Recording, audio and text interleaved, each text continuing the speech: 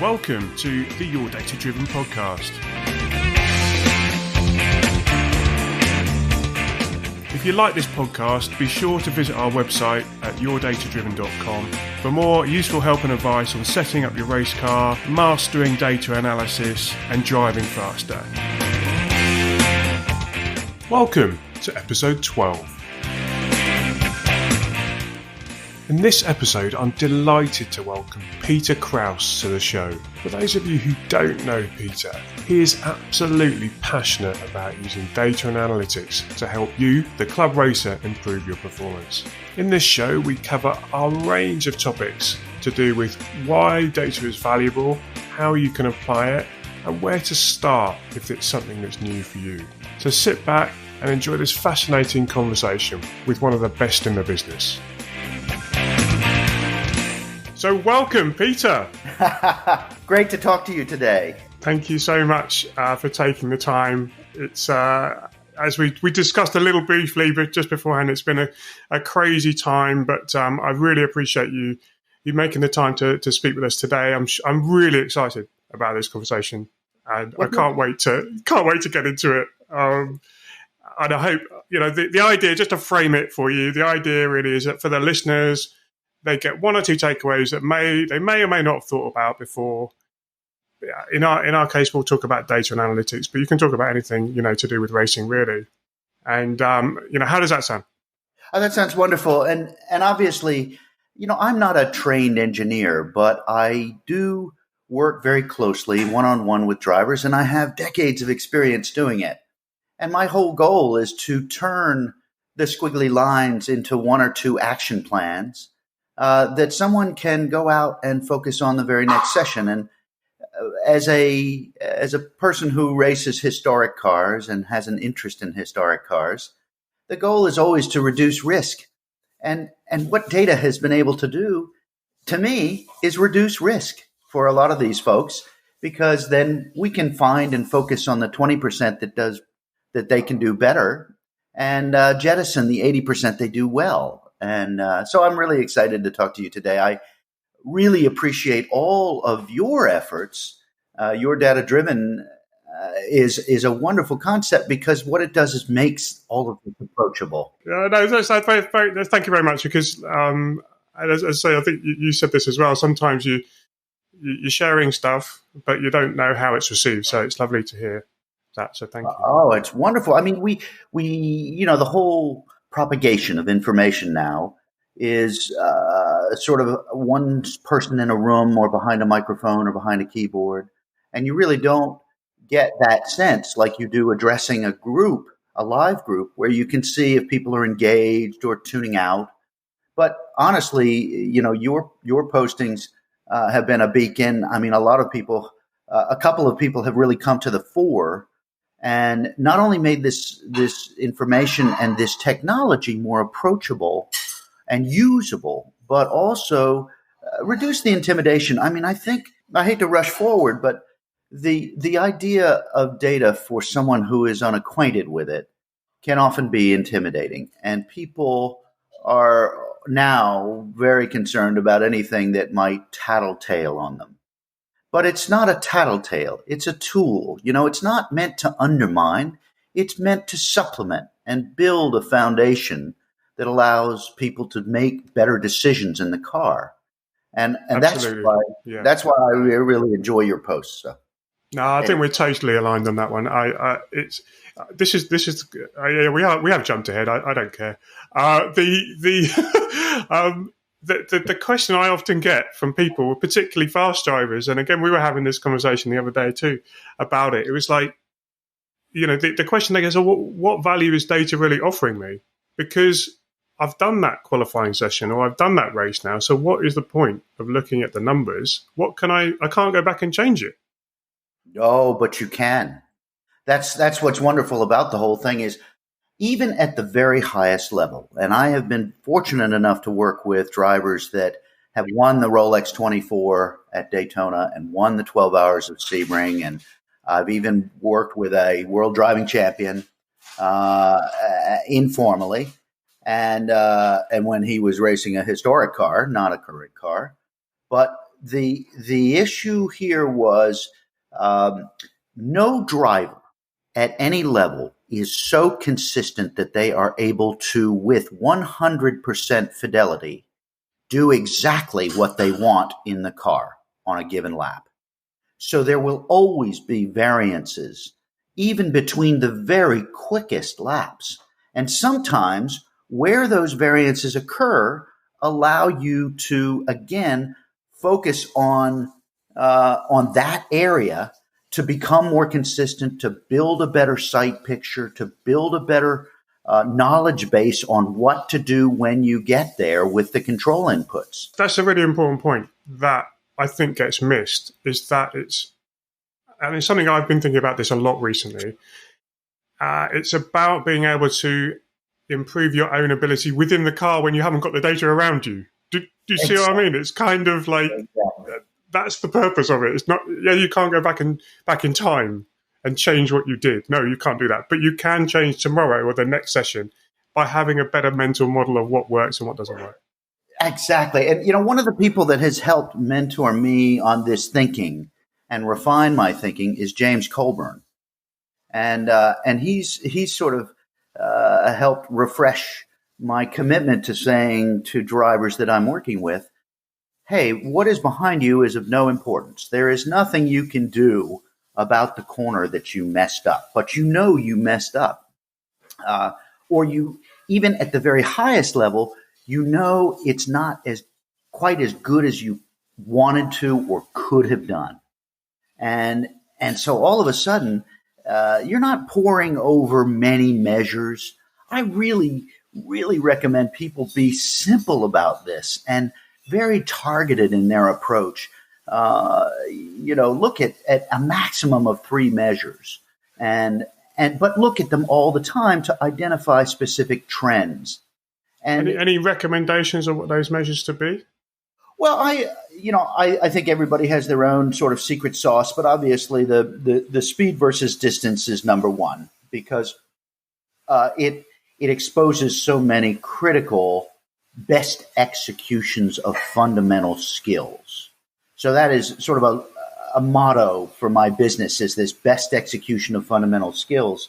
And the speed versus distance is wonderful because it highlights immediately the transitions between fast and slowing and going fast again.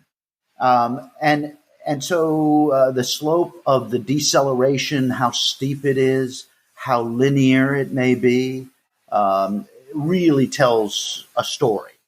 The next one would most likely be longitudinal G versus distance, because I want to see the acceleration and slowing, and I want to see how quickly or slowly that acceleration builds or that deceleration begins and ends. The relationship of the most drivers, and I'll tell you why I like this longitudinal G versus distance so much. Most drivers know the basic line. Beyond a point, you're not working on the line. You know the points you're trying to hit. You know you're trying to utilize the full width of the road unless there is a compelling reason not to. And so for that reason, you now have to focus on getting to the next point as fast as you can, shedding the speed that you need, but only just the speed you need in order to enter the corner without falling off the track or missing your marks. And so the longitudinal versus G is, to me, maybe the most important after the speed versus distance. And then finally, time slip. So the variance or the time slip or time gap between laps that you can identify through a simple segment analysis, and it doesn't need to be many, to find areas of flowing brilliance. Almost every driver does laps other than their fastest lap. They do a corner better on a lap other than their fastest lap. And if they can find and focus on that and then overlay that and look at the time slip, just the speed versus distance, and then generate a time slip, all of a sudden they say, I thought that screw up cost me a second and it really only cost me 0.3. Or I'm going through this particular fast section of the track and I lifted and I went slower, but yet it didn't cost me as much as I thought it did. But then I went into a slow corner, and this excruciatingly slow corner, and I missed the apex, and I had to wait on the throttle. And my God, it cost me not only 7/10 through the corner, but an additional half a second up the subsequent straight. So all of a sudden, you have this treasure trove of information that allows you to say, I can make better decisions here, here, and here. I mean, for people listening to that, I'm nodding away here. You can't see it. I'm not nodding away, smiling, going, tick, tick. They're the three I've written down. And there they are. They're straight up. But then you can, it's that transition from uncertainty to having some level of objective feedback. And there's so much feedback in the paddock that is based on wisdom, and experience. And this is slightly different. And I think that's part of the message that I often end up talking to people about, is that no, this isn't a guess, guys. This is physics kind of saying this is what's possible or not. It's not like we'll give this a go. It's kind of, no, you've done it there. You just need to do it, put all those bits together. Have you had that experience?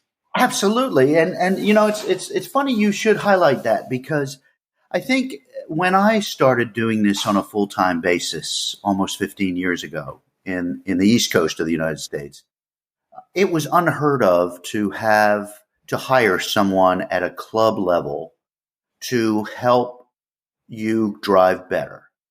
And I knew, after listening to people for the previous 25 years, opine all kinds of different theories and feelings and subjective valuations of what gear someone ought to be in or what line they should take through a combination of corners.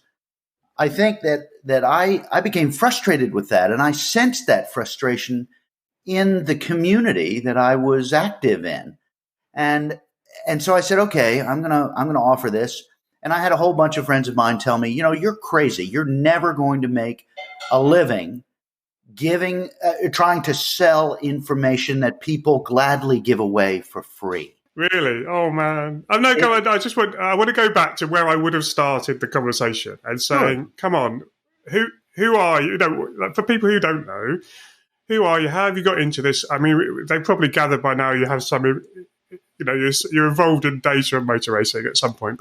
But how did you get to this point, and what is it that has led up to you running a very successful business that that you've turned into? So. What were you doing before? Were you racing yourself? Was it a family thing? Did you have a job that was involved in analytics in some way? What was it that got you involved in this kind of work? Well, that's a great question. I have always been interested in automobiles and sports cars and sports car racing. And I began working in an imported car repair dealership, a Fiat dealership, back in 1981. As a mechanic. And then I rapidly developed a portion of that business to work on exotic cars, Ferraris, Maseratis, Lamborghinis, in the small town, or the town that I was in, Durham, North Carolina. And then after 10 years, I went out on my own with my business partner, and for 17 years ran one of the largest independent Ferrari and Alfa Romeo repair facilities between Washington, D.C. and Atlanta, Georgia. So most of the Southeast. And a big part of that was developing interest in historic sports car racing. And I had, after starting with gymkhanas and autocrosses, progressed to time trials, or solo competition against the clock. And then so you were driving yourself? You were competing? Yes. So I started with a very simple, very basic car that will make people laugh, a Fiat 850 Spider. and it wasn't very fast, but it was a momentum car.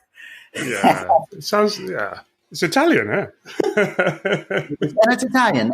And the reason why I worked on Italian cars, I always tell people, is it was guaranteed job security. There was always something to do to them. So I was a professional mechanic for 27 years, and I had been racing for 20 years, and I had been involved. I think the high performance driver education, which is not something so common in Europe, although it has become the track day has become very popular in the UK. This is something, I agree with you. Since I've started doing this, that whole concept is different to a track day because there's a lot more education with it. Obviously, it's in the clues in the name, but that was a new thing for me to learn about, and I think it's a great initiative and something that more places should do. Really, it's wonderful because the educational component is important. It sometimes can become an extension of that paddock atmosphere you talked about before. You have instructors who are very often chosen by their lengthy experience rather than widespread, well-grounded foundation. But in any case, when I was reasonably successful in the mid 2000s, my business partners suggested that we expand further, and we already had tractor trailers and a couple of guys and 6 or 8 cars going to events all over the country, 18, 20 times a year. And I just said, no, I don't want to get any bigger. And he said, well, do you want to buy me out? And I said, well, no, I'm the equity partner here. I don't have the cash. You have the cash. And he said, well, I'll buy you out. And it never occurred to me that I would ever do anything except be carried out of my shop in a coffin at the end of the day, and the auctioneers called in. But this gave me a new beginning. And it allowed me in 2007 to say, what do I really want to do? And it was to continue my work with people who are trying to drive quicker on the track, but in an objective way. I love it. I love it. This is what I was hoping for. It's so lovely to hear the enthusiasm. It's the point about the self-coaching bit that is. I'd really like to pick up on that bit, and also the other point you made about people talking down to people, and I don't know if that's a motorsports thing. I work in a range of different sports at an Olympic and professional sports level, and I'd never see that. I never see the same kind of, I want to say attitude, but the same kind of way in which people talk to each other as I do in motor racing. And I don't know why that is. It is this kind of like, I'm better than you, do as I say kind of thing. Oh, it's exactly that. And yeah, it's weird, huh? Well, I don't know. I've been fortunate enough to be involved in motor racing for now close to 40 years. And I really don't see a big change in it. I think that, like Sterling Moss said, there's 2 things that you can't tell a man. And I hesitate to say that because 20% of the people that I work with are women, and they're great. But there's 2 things you can't tell a man that he doesn't know how to do. And one is make love, and the other is how to drive. And, it's a sense of entitlement that people bring into this sport. And also to establish bona fides, people are given to puffery. They exaggerate their results. They exaggerate their performance. And that's the other thing I love about data is you can't exaggerate. It is what it is. And so there's nothing to hide behind. And that's wonderful. I don't know whether it's something to do with the fact that most people who go onto a track, I mean, this is a sweeping generalization, so it may not be accurate, but many people, let's say, who go onto track feel that they have a particular skill or an above average ability to drive a car and to drive it quickly, and they enjoy it because it's a skill that they are good at, and they're probably much, much better than everyone they know who doesn't go on track. Absolutely.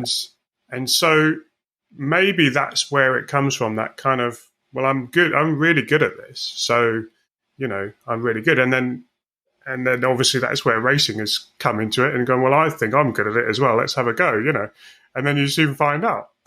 That's right. Then there's brutal reality. The wall, can get hit or avoided. But you're absolutely right. And the thing, though, is I think the greatest reward I've ever gotten out of this business is the people who are empire builders, sort of alpha people who are exceptional in other areas of their lives that allow them the success to do this on a level that they want. Yeah. Are used to telling, not listening. And there's nothing wrong with that. But the few smart ones realize very quickly, whoa, I am out of my depth here. I need some help.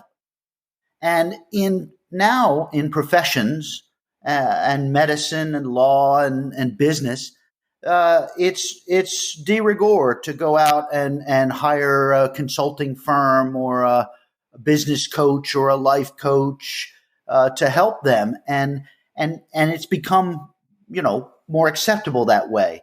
But the real charge I get out of this business is I get to work with some extraordinarily smart people, brilliant people who are exceptionally talented and very accomplished, who have had the light bulb pop on in their head saying, good Lord, I could really get hurt if I make a mistake driving as quickly as I want to drive. And I don't want to do that. I want to be more careful about this. I don't want to be timid, but I want to be smart. And so I'm going to enlist aid, enlist resources, and I just happen to be one of those resources. But coaching is not a traditional role within motor racing, as far as my experiences. Yeah, so in other sports, I mean, some people question whether it's even a sport, to be honest. But in other sports, you have a coach or an instructor at all levels, and in motor racing, we don't. I think it's increasing, but it traditionally has not been the case. You don't say, who's your coach? No, no, you don't. But it's becoming more common that way, especially in the upper echelons of club racing. Now, some of the semi-pro or entry-level professional series in the U.S., in North America, assign coaches to new competitors and say you have to have one. The other thing is that I've been involved with organized motor racing schools for more than 30 years. So Skip Barber Racing, Jim Russell, many others. The curriculum that is based on, a lot of new people to the sport don't ever go through an organized program, so they don't ever get that foundation. And that's where high performance drivers education can come in and help and that sort of thing. But sooner or later, the people that really want to do well and that are open to a conversation hire somebody to come in and say, let's look at this information together and maybe you can help me. For years, It was that premise was exclusively underemployed professional racing car drivers. So between jobs, these underemployed professional racing drivers would hire themselves out in the hopes of snagging a rich patron who would build a team around them and that sort of thing. At least that's how it works in North America, or did work. And now I think it's much more common to see people form a commercial relationship with someone who is respected or recommended to do just that, to work with them one-on-one. Yeah, I mean, I don't know if you heard the show, but I had a fella called John Kirkpatrick on not so long ago, and he used to run or set up the Jim Russell Racing School with Jim Russell, and we had a fascinating conversation about the program that they used to run to develop racing drivers.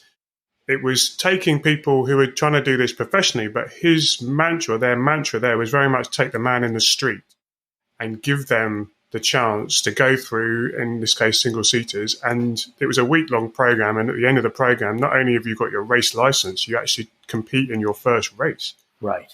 But they build it up very, very slowly in a kind of controlled environment. And it struck me that is, it's not coaching. Yeah. And maybe there's a stigma that comes with the word coaching, that it's just something psychological, and in racing we need to be brave and heroic, and we don't need coaches or people to whisper in our ears. Maybe we do, but no, I certainly I agree 100% with that. I think up until at least the last decade or so, I think coaching was a dirty word in motor racing.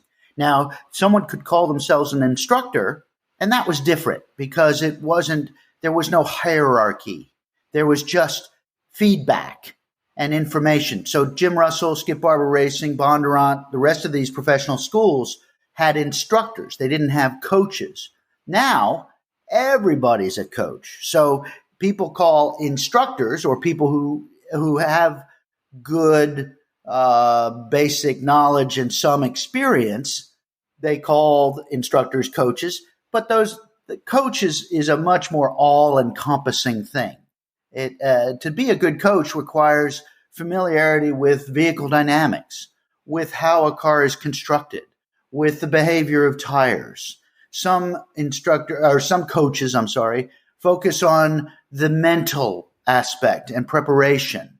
And most coaches do what they are interested in doing. Most coaches say, well, I'm going to get in the car and I'm going to do a reference lap, and we're going to teach you how to drive the way I do. And I don't think that's a good idea. I would prefer to optimize what the people are doing already. And it's just like John, when John talked about the Jim Russell School, that was the first organized school for motor racing there was. And almost everything comes from that. And I had a very close friend, Peter Argetsinger from New York, who was for a short time the chief instructor at Brands for the Jim Russell School of Motor Racing, and he told me about those days. But the beauty of those schools is they honed that curriculum to take a man off the street with no knowledge and equip him with information that could serve him as a firm foundation if he decided to go professional motor racing. I mean, it was incredible. This 0 to 1,000 miles an hour in a week. It was amazing. And unfortunately, I see now people making excuses for other people. A lot of programs say, well, we can't let the novice driver go out on their own. We must accompany them. And I say, hey, all over the world, people don't accompany people. Okay. You don't ride in the cars when you coach, do you? You do it remote. Is that right? Or do you go out in the car? I do not ride in the cars, and I had a couple of epiphanies where I've never been scared on the racetrack by myself except for a few times, but I've been scared more. I've been anxious and in fear for my life more than once in a student's car. And sorry, I shouldn't laugh. No. It is amusing, especially looking back on it, but it certainly wasn't at the time.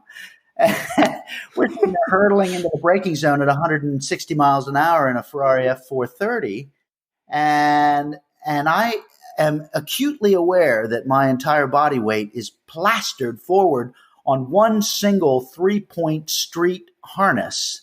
Okay. And I'm sitting there saying, we do this over and over and over again. One of these times there might be fluid down, or he might miss the brake point, or we turn into a cartwheeling ball of fire. And where am I then? So I said, I'm getting out of the car. I am.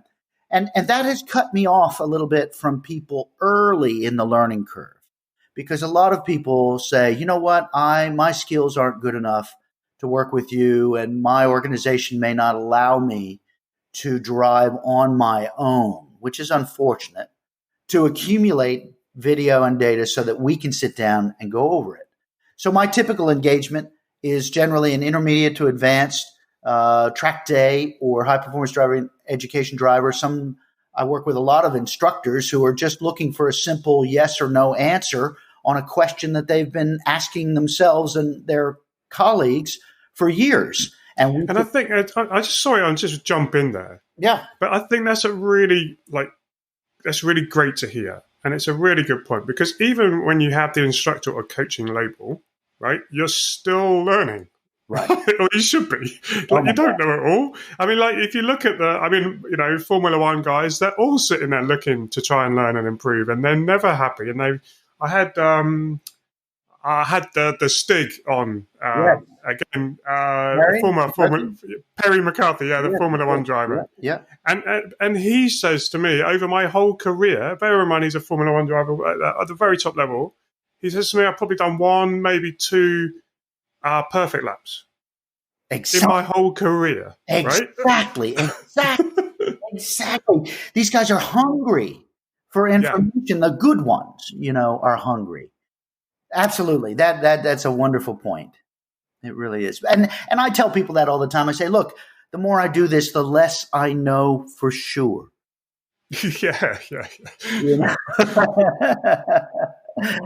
It's like Rob Wilson, another guy that's sort of, I don't know, one of the foundations of the coaching sport. Ross Bentley did make a living working with professional racing drivers after his professional career was winding down from Indy cars into sports cars. But he asked me, in 2013, he said, what's this stuff about track days and driver's education? And I said, it is much more ripe for business. There are a lot more people with questions, and there are a lot more people doing it. If you focus on just racing drivers, you are cutting out a large portion of the people that want this information, need this information, and will put it to good use. Yeah, and Ross is a great guy, and you obviously work closely with him, and we have fun. We do, because we look at things differently. We don't always agree, and when we don't agree, we learn from each other. That's what's fascinating to me. The idea of being open to somebody else's experiences and approach can pay huge dividends. So what would you recommend if someone was trying to self-coach? So we've got our 3 channels, and now they've got a session coming up, and maybe they found something.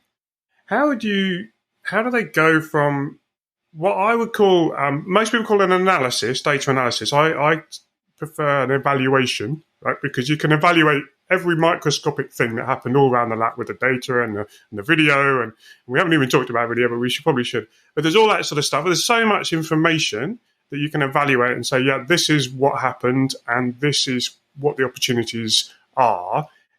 It can be overwhelming, right? So how do you go from that to something that you can then translate into behavior on the track? I mean, what have you seen work and maybe what hasn't worked? Well, I first will say that I probably, as you pointed out, should have brought up the importance of video. I don't do anything without video. I have to have video to know for sure what is going on with the squiggly lines. There are a lot of people that say, I love your evaluation or assessment as opposed to analysis. That is much more friendly. It's much more accurate, because that's what we're doing is we're evaluating things. But if I didn't have video, and the reason why I think video is important is because I think track position is everything. I think that track position can explain what I see in the squiggly lines.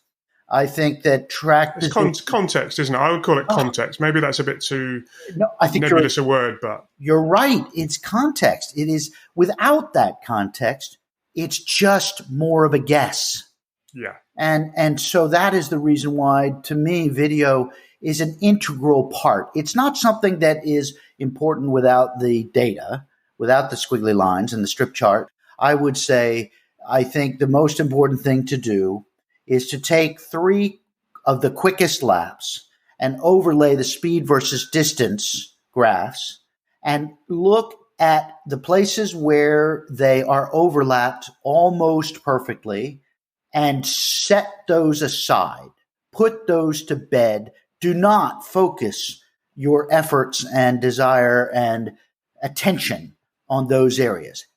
On the areas where they vary significantly, those 3 laps, just the speed versus distance, you are identifying a geographic area that of variable performance.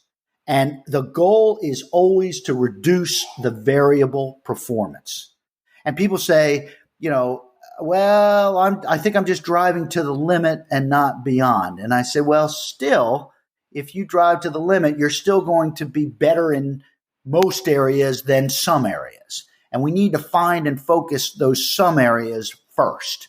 And we need to fix those things. This is a guide. This is a roadmap to help you decide where to focus your efforts on next. In the areas of maximum variance in speed, it is generally, you can tell on the graph whether the chart is going up, whether the trace is going up, that there's an issue with the cessation of acceleration. Or if there is a gentle decline and then a steeper decline in speed, there is a variance in the ability to brake quickly and consistently and linearly.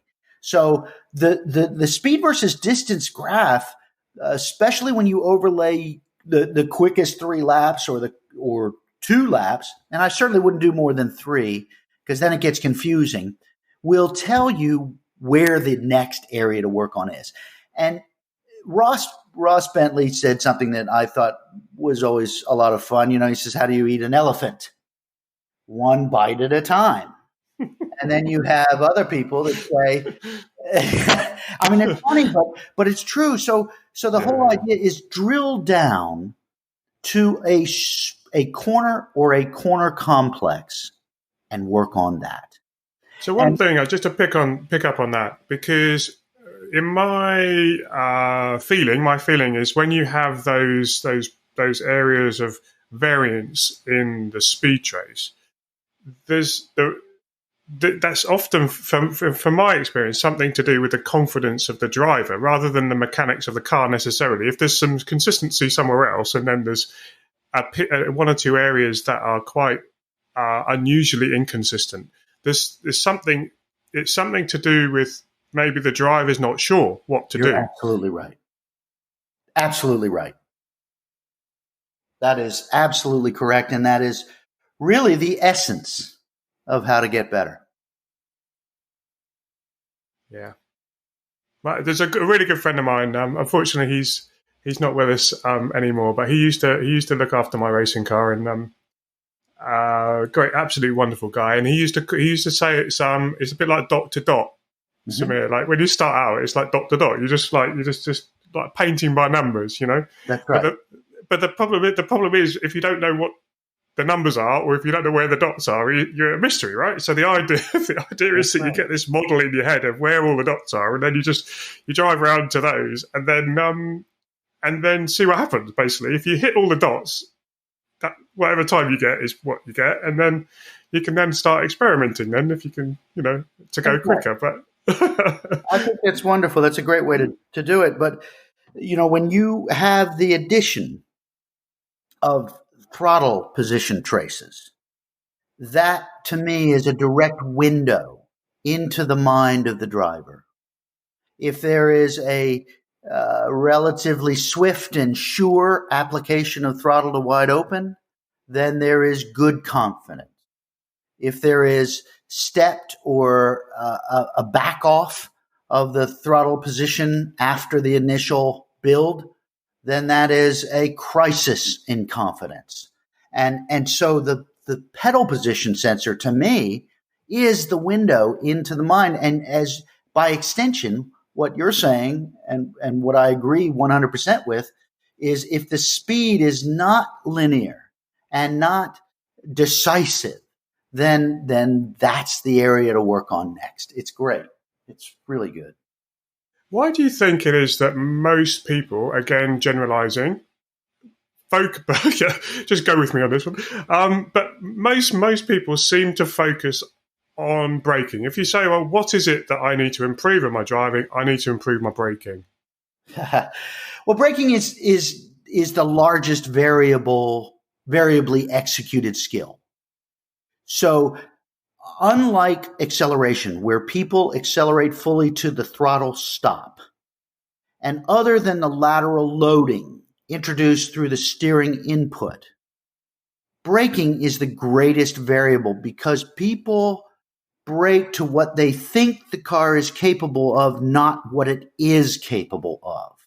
And that is nowhere is the anxiety more firmly in place than when you're hurtling towards a brake zone and a corner that if you don't make it, you're going to end up hitting something.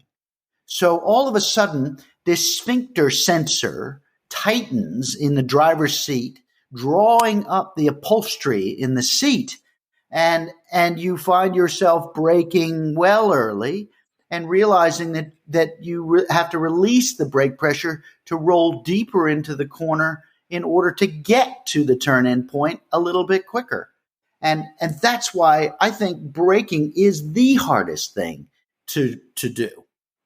Because I don't think most people brake, honestly, hard enough. If there's not a lateral load component on the car when they're trying to shed more than 60, 80, 100 miles an hour, then they really need to be able to generate a particular deceleration number. And I don't see that happen very often. And I think that's where you can switch to the data, isn't it? And you can show someone and say, look, or if they're doing it for themselves, they can look at that longitudinal acceleration and say, you know, how well am I doing in this particular corner? Obviously, not all corners are the same, blah, blah, blah, all the usual caveats. But in terms of, you know, are you getting the most out of your brakes? That's right. You know, that's a great place to start. Oh, it's wonderful. It's why that longitudinal G versus distance is so important to me, because visually and quickly, I can perform that evaluation and say, hey, you're doing really well in this particular brake zone, but yet it's clear you're not solidified in your approach on this brake zone because it's erratic. It's not as good as one other that you've done. So I often tell drivers, I say, look, make it feel like this. So I'm sitting there pleading for these drivers to duplicate the feeling that they get when they demonstrate exemplary performance in the data, and say, hey, look, I want you to duplicate what it feels like here, and here. And when drivers think about break things down into simple equivalencies like that, then all of a sudden they're much more comfortable, getting a more consistent performance. Absolutely. And if you can give them that confidence as well by saying, look, you're doing it here, you just need to do it here as well. You can really, because we're using the data, but the data is a means to an end in terms of helping the driver improve. It's not, my background is a little bit in simulation and, simulating cars going around in circles and stuff like that. And we always had this joke. It's like, it's not about getting the simulator to work. It's about getting the real car to work. And we have to remember that. It's kind of like, it's what I loved about ride and handling in the automotive world. It was so objective. Everything is so objective. Is this component strong enough for the forces? Everything's so objective. apart from the ride and handling sign-off, which is still subjective, a guy goes around and says, yes, that's okay. Doesn't matter what the numbers say. And it's the same with racing. It's the same with racing, right? You know, the guy has to drive the car, or the girl has to drive the car, guy in the vertical has to drive the car, and they have to feel confident, and they have to feel like they know what they're doing, and data maybe can be a contribution to that. That's exactly right. That's right. Well, I love the similarities we look at on this. I mean, it's a great pleasure to share with you because I agree with everything you're saying and almost everything you post, and the key really is making this information approachable, incentivizing people to want to adopt this technology, and then acquainting it to them at a rate that they will begin to assimilate the information. And this whole idea that you promote, that this is more of a collaborative thing than a talk down to, is really, really important. I think that's where instructors and coaches fail the most, is when they don't put their they don't put their feet in the driver's shoes that they're working with. And instead of teaching people or guiding people to duplicate their own performance, which is not possible because of the differentials in experience and kinesthetic feel and knowledge, it becomes a more frustrating exercise that way. And I'd rather it be a pleasant exercise. I love it. I want the people that I'm working with to love it. I don't need them to become data analysis folks.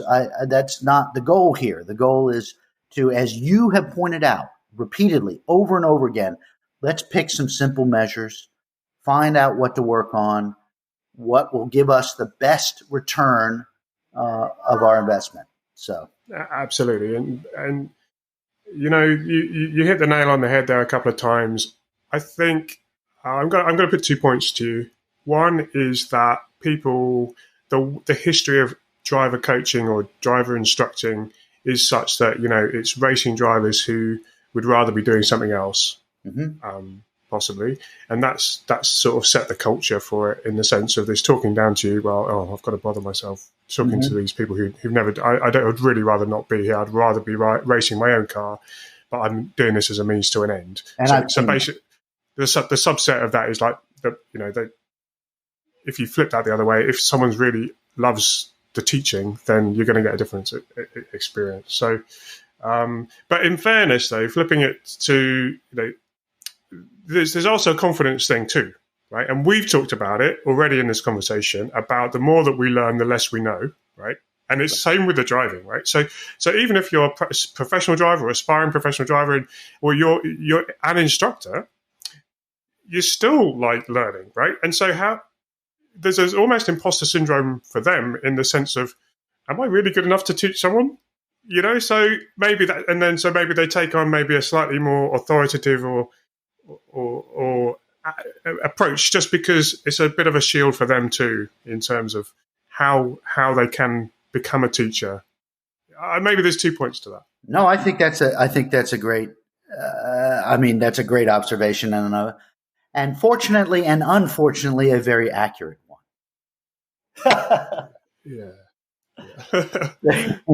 Very accurate, and that it all boils back to what you said in the very opening, which was, who is someone who tells someone that they are good enough, or their knowledge base is good enough to teach or coach.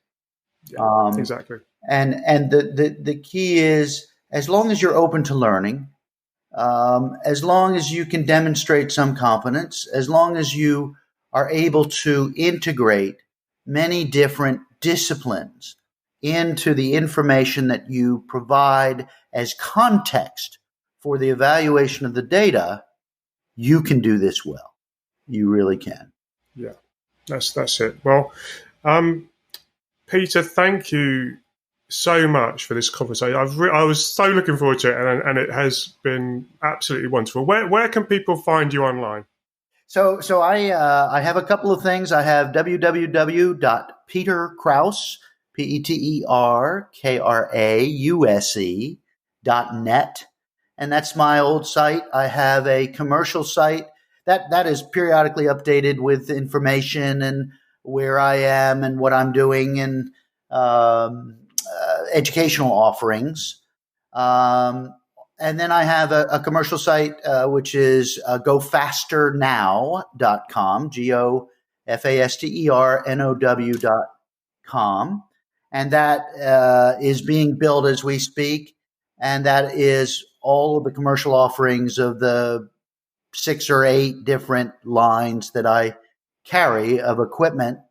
And a lot of my time now is responding to inquiries from people who are trying to figure out what system is best for them, how they're going to use it. I don't sell anything over the counter without speaking to the person who's purchasing it, principally so that we can go over the pros and cons of each, that I can provide the proper preparation and introduction for their first use, because, we don't want this stuff to become an expensive lap timer. And all too often that does occur. It really does. And the amount of time I've seen that is unbelievable. The people who tell me, I bought this, I'm not going to name any particular brand, but I bought this expensive bit of kit and I've never taken the SD card out of it. Right. And you're like, oh. That's exactly right. You're exactly right. So my whole shift is moving away from coaching, except for people who wish to work with me at Virginia International Raceway or remotely. That has become much more popular. People do upload to Dropbox and to OneDrive and Google Drive data and video. I do require video for these remote analyses, and for a fixed fee, I can generate pages and pages of information with screenshots, which in essence distill down to no more than 3 things they need to work on, and that generally will take them a couple of events. But peterkrause.net, I'm on Facebook under Krause and Associates, and Twitter, Instagram, a Vintage Pro Coach. And, the Pro Coach thing was really funny. I got a license plate, a number plate on my truck, on my Ferrari in the beginning that said Pro Coach. And people were like, oh, do you teach football? Because I look like a football player.